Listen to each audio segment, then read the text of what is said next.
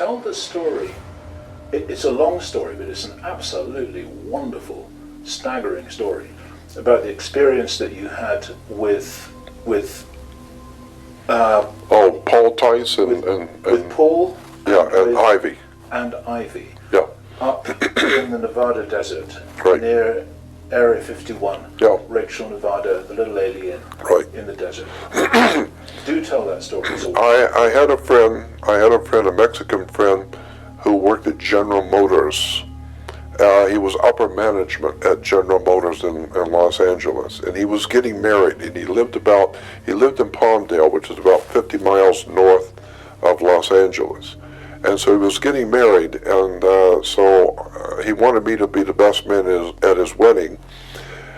And so the idea was that Saturday morning, we were getting married that night, Saturday morning I was driving up to stay with him while they were getting ready for the wedding that night. And so I went up to stay with my friend, and while the girls and the girl and her mother and her girlfriends were out shopping and whatever. And so the girls went out to the market. And they came back from the market, and there was an old guy in an old beat-up car following them. And when they got out of the car, he gets out of the car and follows them up to the house. And Carlos and I are sitting out looking at this old guy coming, and he said, "Who is this?" I don't know. And so when she comes in, she said, "This man met us in the market.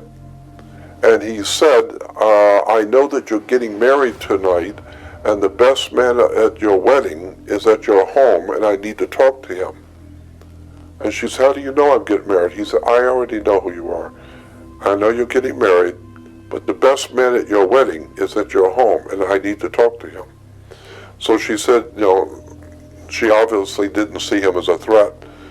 And so I said to him, "Well, that's me, so talk to me." He said, "I've been told to tell you something, that a year and a half from now, you're going to have an extraordinary encounter with your friends from out there. And they sent me to tell you that. And the event is going to happen way out in the desert." And I said, "Well, sometimes I go out in the desert here in California and look for UFOs." And he said, No. This is not going to be in California. It's going to be east of here. And it's going to be way out in the desert. You're going to be way out in the desert. And they will pick the time and the place, not you. But it's going to be a year and a half from now.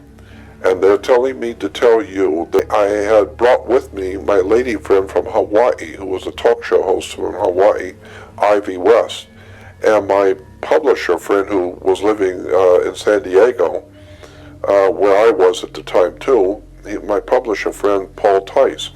And so Paul was in the back seat and Ivy's in the front seat, and I'm driving. And we're coming back from Mesquite Sunday morning early. And just as we're getting into Las Vegas, I said, out of nowhere, I said, "Have either one of you ever been to Area 51? They said, "No." "You want to go?" I said, "Yeah, let's do." Well, I had been given an invitation to go to the Little Alien by Joe and Pat Travis, who owned the Little Alien, because they used to hear me on my show. I used to do a radio show, a late night talk show in Las Vegas. And so they would hear me. So they used to call me and say, "Come up as our guest, come up and visit." And so I never did. But so we decided, okay, we'll go. So I called them, and they said, "Yeah, come on up." So on the way up, it's 135 miles north of Las Vegas in the high desert of Nevada. It's a little Mickey Mouse, and I do mean small, little establishment out there in the middle of nowhere. And it's actually just a big restaurant bar, and then there's about 6 or 8 mobile homes which are rented out the rooms like a motel, but they're little mobile homes. They rent them out like a motel. And then there's a mom and pop grocery store and a little service station, and that's it. And it's called Rachel, Nevada. And so, and across about a mile or so to the mountain, on the other side of the mountain, is the military base, Nellis Air Force Test Range. And very highly secret stuff going on out there. So anyway, we're driving up, and so I told Ivy and Paul about the prophecy, and I said, here it is, and exactly a year and a half later, and he said I'd be driving on a woman in the front seat and a man in the back. So I said, don't be surprised if, something happens to us. I don't know. So I'm glad I told them before it happened. So we get up there, and that night we're sitting around at the bar and talking, and so when they were getting ready to close, I asked Joe and Pat, the owners, I said, where did we go to see UFOs? Because it's a very famous place, Area 51, for UFOs. So Joe said, Joe's with his cold humor, he said, you don't have to go anywhere. They saw you. He said, just sit out here in the car. They'll find you if they want you. And so Pat said, well, if you want to go where all the tourists go back out on the highway. And this is a highway out in the middle of nowhere. There's a little Mickey Mouse place out there. And so she said, go back out on the highway and go back toward Vegas, exactly 19 miles. Put it on your speedometer, exactly 19 miles. Because at the 19-mile marker, you will see a big mailbox and a big parking area and a road. Park at the mailbox. And there's one of the flight paths is over the mountain right there. So anything coming in or going out is going to go over your head. So if you're going to see something, most likely that's where it will be. So go back to the mailbox. So we get in the car, I'm driving, a woman in the front seat and a man in the back, and I get out on the highway, and instead of turning right, which he just said, to go south, I turn north. Turn left and go north. Ivy didn't catch it, and Paul didn't catch it. We're just talking, and we didn't realize we're going the wrong way. So we slowed down. Now it was like 11:30, 12 o'clock when we left. When we got out to the 19-mile, we were slowing down, and then Ivy says, wait a minute, we're going north.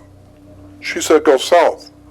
So I said, all right, well, why don't we just turn around and go back? We got the room for the night, and we'll go back out tomorrow night and do it right. So she said, okay, so we'll stop. Well, now it's like midnight, and it was totally overcast. You couldn't see nothing, totally overcast. And it was like midnight, and it's 20 miles north of Little Alien, which is 135 miles to start with. Now it's 155 miles out in the middle of nowhere.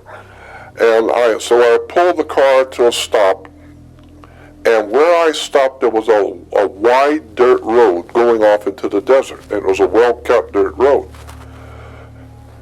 And Ivy said, let's go out in the desert. Let's drive out there. And I said, Ivy, you're in the desert. You're not going to see anything out there that you wouldn't see here. And tonight, you're not going to see nothing anyway, because it's totally overcast. I don't want to go out in the desert. And Ivy insisted, and Paul, jumped in and said, let's go out in the desert a little bit. And I said, why? Go out in the desert. So I drive out in the desert, I'm driving out, I go out 2 or 3 blocks, and all of a sudden I got this overwhelming feeling that we had done something wrong, and I was legitimately scared that we had done something wrong. And I said, Ivy, I'm getting out of here. I don't know what it is. We didn't see any sign that said stayed out. No, nothing like that. I just felt something was wrong. I stopped the car, I backed it up. And just before I took off, Ivy and Paul jumped on me and said, just stop the car. There's no signs, no bases or anything. Just stop the car, we'll get out for a minute. I said, Ivy, something is wrong, I'm feeling it. I want to get out of here, I'm serious. And she stopped the car. We'll get out for a minute. So I turned the key off. We get out, and when you shut the door and the lights are off, there's no stars, no moon, it's totally overcast, it's pitch black. No light, period. And you have to hold on to the car. I can hear voices, but you can't see anything. And it's a spooky feeling. I've never had that experience before. And in the total darkness, any light you see immediately. And so while we couldn't have been out of the car 30 seconds, not even 30 seconds. And all of a sudden, the cloud opened up, like a little bit of an oval opened up. And you could see stars. Well, the moment it opened up, we all three saw it, because there's no light. Any light you see immediately. And Ivy said, look, the clouds are opening. And when she said that, two bluish-white disc-shaped things, glowing bluish-white, were absolutely gorgeous, beautiful. They came in when the clouds opened up, but when they came in, they didn't fly in. They kind of floated. They just floated in, and they floated close to the cloud above them so that the light was reflecting on the cloud above them, bluish-white, and they were glowing bluish-white. And as they came in, two of them, beautiful saucer-shaped things, very slow, and while we're watching, 5 more came in behind them. Now there's 7 bluish-white discs, and they come over us, all of a sudden and stop. I was absolutely frightened. I've never seen anything as beautiful and awesome and otherworldly than 5 glowing bluish-white disc-shaped things stop over you. And instantly they change. And they would, in a quarter of a second, boom, they all change positions. I thought, God, how'd they do that? And then all of a sudden, boom, boom, boom, boom, and change again, and locked. And I was shocked. I know what the G-force for moving something that quickly. I mean, like that. And it was locked and stayed in place. And I said to Ivy, I'm getting out of here. I don't know what this is. I don't want to know. I'm scared. I want to get out of here. And I got in the car. I cranked it up. And Ivy and Paul loved it. They said, God, look what they're doing, how beautiful they are. 7 of them. And I said, get in the car. You're going to walk home. I'm leaving. And they got in the car because they knew I was serious. They rolled a window down and looked out as I flipped on the lights and took off. And when I flipped on the lights and took off, Ivy and Paul went totally berserk. Now they're both frightened, and Ivy and Paul are screaming and crying and yelling. Now she's really frightened. Now she's scared. Me, I was already scared. Now I got a woman in the front seat who's going ballistic on me, and I'm already frightened. And I'm screaming at her to shut up. And I'm driving fast. I'm speeding toward the highway, and all I could think of was I don't want to overshoot the highway, and go out on the other side and crash the car. But she's yelling and screaming, and so was Paul. And I stopped the car quickly, and it was very quick. Maybe 2 seconds. I just stopped the car and opened up to see what they were screaming about, and those things were right down on us, big, still bluish white, but very big, moving all around. I was frightened to death, and I got and shot to the highway, and as soon as I could see the highway coming up, I knew I was going too fast, so I hit the brake and skidded all the way up to the highway, and as I came out the highway, the car skidded sideways, and the moment we hit the highway, all 3 of us felt totally safe again. All 3 of us felt it. We're all right now. We're on the highway. All 3 of us felt it. And the saucers had gone, all 7 of them had gone back out into the desert. And I can't remember exactly how they disappeared. But something to, I'm trying to remember, they went back out in the desert because I was so frightened, and I was, with them, and the car lights were on, and we got out of the car, we stood there talking to each other, and they had gone back out into the desert and gone, they're gone. And my heart was pounding, and I was absolutely frightened. And there was tears in my eyes, and I was legitimately frightened. I've never seen. They not only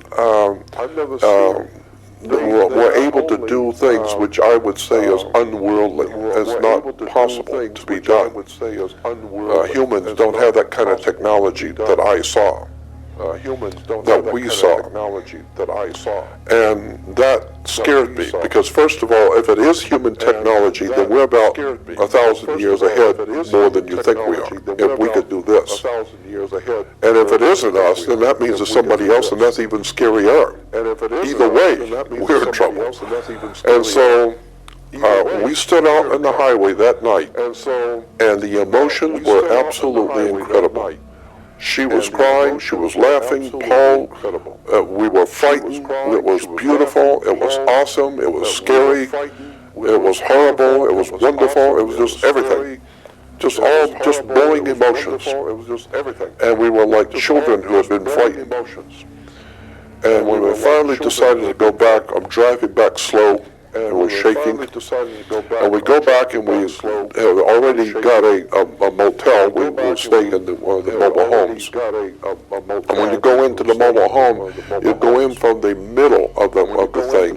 So you walk directly into the mobile home that we were staying into the bathroom. And on both sides of the bathroom are bedrooms. And one bedroom had 2 beds and the other had 1.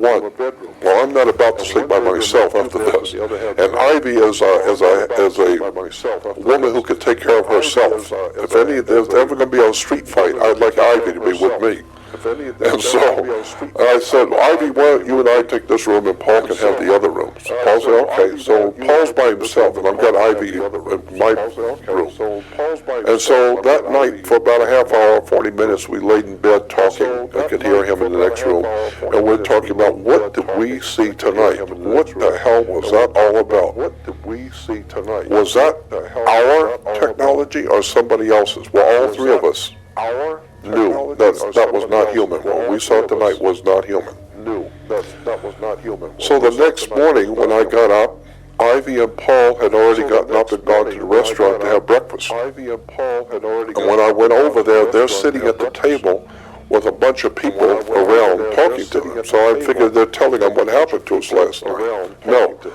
Ivy and Paul were talking about the alien that came in the motel last night. An alien came in the motel. I was sleeping. I slept through it. And it happened to Paul. It was in his room. It came to him, not me, and not to Ivy and me. It came in Paul's room. And there's a video out there that Anthony held a video. Anthony was up at Area 51 one time, later on, a few years later, and Paul and I happened to be up there also, and we were telling Anthony about it, so he wanted to videotape the interview. And it's called Alien 51. It's a video put out by Anthony Hilder called Alien 51. And in there is Paul Tice and myself at Area 51 telling the same experience. So you'll hear Paul tell it himself, what happened to him. And Paul did not want to talk about it because it scared him. He was legitimately frightened. This alien came into Paul's bedroom. Paul said he fell asleep. He was sound asleep. And all of a sudden a light came on over his head, woke him up. And it was a light green light. And he said very light, it wasn't very bright at all, but just enough to wake him up, and it was a light green light. And he said he looked up and it was an alien's face with the big eyes, the normal alien-looking face. But you could see through it. It was a hologram. You could see through the face to the ceiling. And he said then the hologram went down the ceiling and hit the wall and came down till it was even with him sitting in bed. And the alien was now even with him, telepathically asked Paul, what are you doing here? Who are you? What are you doing here? And Paul says, I could understand it well. I knew exactly what he had asked. And I'm trying to think the answer rather than speak the answer. I'm thinking the answer. And he said, when I started to answer him, he said all of a sudden that thing went through his memory tract. He said everything that ever happened to me in my life I saw in an instant. Everything. He said it was able to download my psyche in my brain to see everything I'd ever done. And he said, I knew I had no control over it. I was just seeing everything in my life going by. And he said, then this alien told me, telepathically said, you're okay, you're all right. And he said, and then it went through the wall.